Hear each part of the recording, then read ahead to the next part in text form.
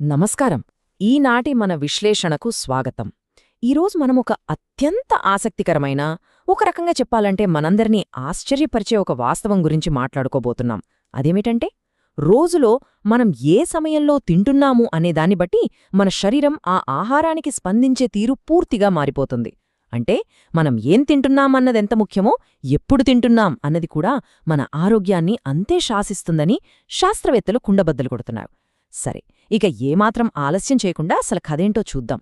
ఇక్కడే మనకు ఒక అతిపెద్ద సందేహం వస్తుంది. రాత్రిపూట తీసుకున్న ఒక క్యాలరీ ఉదయం తీసుకున్న అదే ఒక క్యాలరీతో ఎందుకు సమానం కాదు? వినడానికి కాస్త వింతగా ఉంది కదూ? ఇది మనం రెగ్యులర్గా లెక్కేసే క్యాలరీల కాన్సెప్ట్నే పూర్తిగా సవాల్ చేస్తుంది.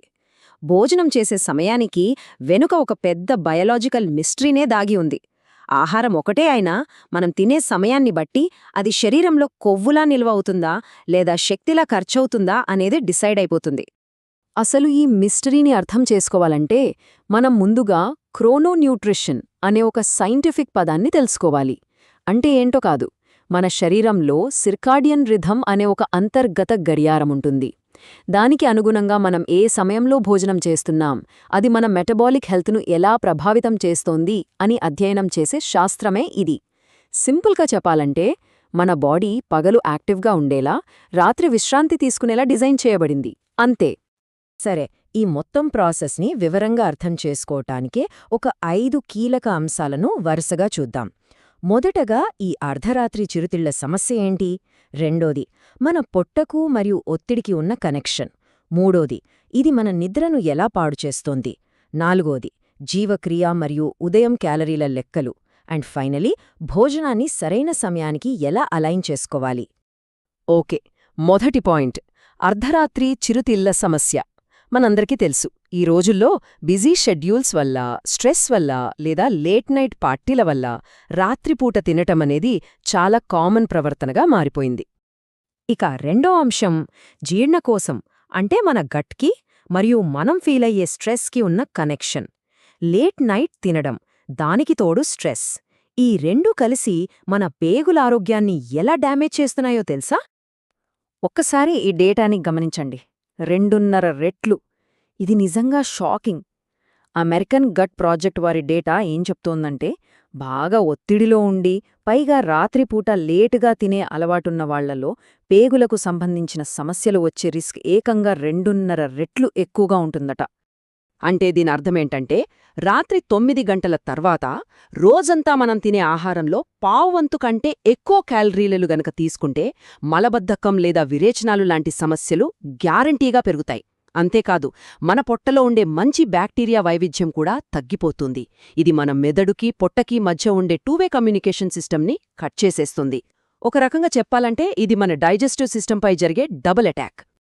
ఇప్పుడు మూడో అంశం, మన నిద్ర చక్రానికి అంటే స్లీప్ సైకిల్కి ఎలా బ్రేక్ పడుతోంది. రెస్ట్ తీసుకోవాల్సిన టైంలో పొట్టలో డైజెషన్ ప్రాసెస్ పెడితే మన ఇంటర్నల్ క్లాక్ ఎలా డిస్టర్బ్ అవుతోందో చూద్దాం. నార్మల్గా మనం నిద్రపోతున్నప్పుడేం జరగాలి? శరీర ఉష్ణోగ్రత కాస్త తగ్గాలి. నిద్రను తెప్పించే మెలటోనిన్ అనే హార్మోన్ ఉత్పత్తి మొదలవ్వాలి. అప్పుడే మనకు ప్రశాంతమైన నిద్ర పడుతుంది. కానీ రాత్రిపూట బాగా కార్బోహైడ్రేట్స్ ఉన్న హెవీ ఫుడ్ లాగించేస్తే ఏమవుతుందంటే బాడీలో జీవక్రియా రేటు పెరిగిపోతుంది. అంటే బాడీ ఓవర్ టైం డ్యూటీ చేస్తుందన్నమాట. దీనివల్ల మెలటోనిన్ ఉత్పత్తి లేట్ అవుతుంది. దానికి తోడు మిడ్ నైట్లో బ్లడ్ షుగర్ లెవెల్స్ అకస్మాత్తుగా పడిపోయి కార్టిసాల్ అనే స్ట్రెస్ హార్మోన్ ట్రిగర్ అవుతుంది. ఇంకేముంది, నిద్ర మొత్తం చెడిపోయి మరుసటి రోజు విపరీతమైన అలసట వస్తుంది. రైట్, ఇప్పుడు 4వ అంశంలోకి వద్దాం. మెటబాలిజం అంటే జీవక్రియ మరియు ఉదయం తీసుకునే క్యాలరీల ప్రాముఖ్యత. పగలు రాత్రివేళల్లో మన శరీరం శక్తిని ఖర్చు చేసే విధానంలో ఎంత తేడా ఉందో ఇప్పుడు తెలుసుకుందాం. ఇక్కడ ఈ సర్వే డేటా చూస్తే మీకే పరిస్థితి అర్థమవుతుంది. ఎవరైతే రాత్రిళ్ళు లేటుగా భోజనం చేస్తున్నారో వాళ్లలో బాడీ మాస్ ఇండెక్స్ అంటే బిఎంఐ విపరీతంగా పెరిగిపోయిందని డేటా స్పష్టంగా చూపిస్తోంది. లేటుగా తినేవాళ్లలో దాదాపు 6-7% మంది ఓవర్ వెయిట్స్తో ఉన్నారట. అంతేకాదండోయ్, త్వరగా తినేవాళ్లతో పోలిస్తే వీళ్లకు డయాబెటీస్, కొలెస్ట్రాల్ మరియు ఫ్యాటీ లివర్ లాంటి మెటబాలిక్ సమస్యలొచ్చే ప్రమాదం చాలా చాలా ఎక్కువ. అసలు ఉదయం తినడానికి, రాత్రి తినడానికి బాడీలో జరిగే ఆ బయలాజికల్ తేడా ఏంటో ఈ టేబుల్లో చూడొచ్చు. మనం ఉదయం పూట తిన్నప్పుడు శరీరం 50% ఎక్కువ క్యాలరీలను కరిగిస్తుంది, శక్తి కోసం గ్లైకోజన్ను చక్కగా స్టోర్ చేసుకుంటుంది, ఇన్సులిన్ సెన్సిటివిటీ కూడా పీక్స్లో ఉంటుంది. కానీ అవే క్యాలరీలను రాత్రిపూట ఇస్తే మాత్రం సీన్ రివర్స్. బాడీ చాలా తక్కువ క్యాలరీలను కరిగిస్తుంది, ఆ వచ్చిన క్యాలరీలన్నిటినీ ఫ్యాట్ రూపంలో దాచేస్తుంది, పైగా ఇన్సులిన్కు వ్యతిరేకంగా పనిచేస్తుంది. సో సింపుల్గా ఫ్యాట్ పేరుకుపోతుందన్నమాట. ఇది ఇంకాస్త సింపుల్గా అర్థం చేసుకోవాలంటే డయట్ ఇండ్యూస్డ్ థర్మోజెనసిస్ అనే ఒక ప్రాసెస్ ఉంటుంది. ఉదాహరణకు ఒక 1200 క్యాలరీలున్న ఆహారాన్ని ఉదయం తీసుకున్నామనుకుందాం. దాన్ని అరిగించడానికే మన బాడీ దాదాపు 300 క్యాలరీలను ఖర్చు చేసేస్తుంది.